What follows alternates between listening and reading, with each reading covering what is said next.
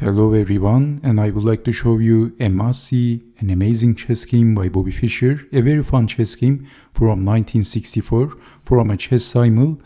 And this chess game was played in Canada. Fischer had the white pieces against an amateur chess player from Canada named Michel Tordion. So let's see what happened in this chess game. So Fischer starts the game with e4, we have c5, the Sicilian defense, and we have the open Sicilian, and knight to c3, queen to c7, chasing the queen, and then queen takes on c2. Extremely aggressive and confident against Bobby Fischer. So Fischer is sacrificing a pawn, and he was also so confident, developing the bishop, and bishop to c5, so also targeting on f2.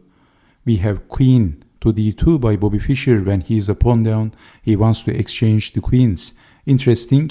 And he's also sacrificing one more pawn, and black greedily captured that pawn.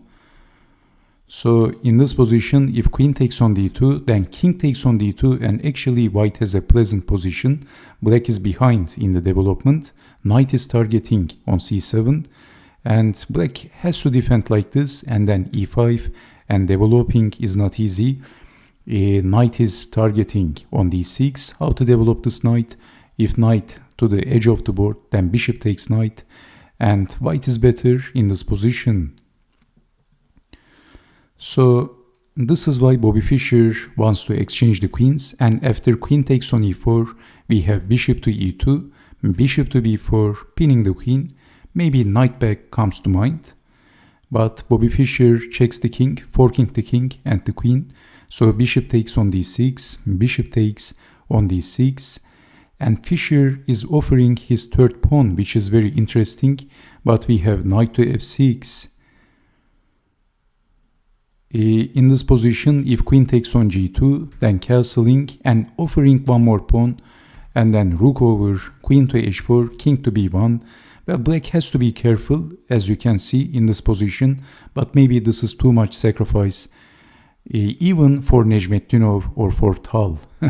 So this is a little bit too aggressive and overconfident for Bobby Fischer, even for Fischer. So bishop takes on d6, not capturing. Black thought maybe that's too much pawn already. Castling, queen to d5, not exchanging of course. Fischer is 2 pawns down, insisting, and Fischer played queen to g3, offering his bishop, and queen to g6. What happens if capturing the bishop? Then queen takes on g7, attacking the rook and threatening checkmate. So defending the rook, but this time capturing the knight and threatening checkmate on e7. And there is no sensible defense in this position. So queen to g3, queen to g6, insisting but not exchanging. We have queen to g5. I think, of course, black has a very clunky position, even though Bobby Fischer is 2 pawns down. I think he has the better position. So queen to g5, rook over. So in this position, perhaps white can capture the pawn, because if rook takes queen, then rook takes bishop and getting checkmated. That would be a deflection tactic that we have actually seen something similar in one of the very nice chess games of child Magnus Carlsen. Maybe if you have watched that video, you know what I'm talking about. But we have knight to e4, attacking the bishop. So Fischer played bishop to b4, a5. Well, actually the a pawn is pinned. Bishop to f3, attacking the knight, and then knight to d2, attacking the bishop. And we have bishop takes on d2, capturing the dangerous knight. Queen takes on d2, queen to c5, and again insisting on exchanging the queens. Black says, give me your queen. Well, Bobby Fischer says if you want to take the queen, you can have it, and he played queen takes on c8, sacrificing the queen. Rook takes on c8, rook takes, king goes down, and then capturing the rook, rook takes on h8. So Bobby Fischer sacrificed the queen for 2 rooks plus the bishop against the queen, so that's actually plenty of compensation.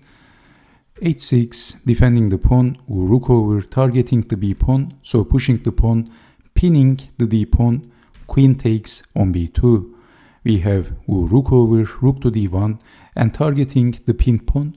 So capturing one more pawn and then capturing on d7.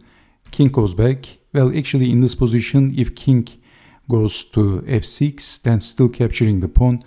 And black is going to be in trouble, but actually going back was not better because we have check and then check, checking the king. Fischer checks the king once again, and basically he checkmated the king on a8. There is no escape, and this is getting checkmated. So what do you think about this fantastic chess game of Bobby Fischer from a chess Simul? So I hope that you have enjoyed watching this chess game, and I hope to see you next time. Take care and bye bye.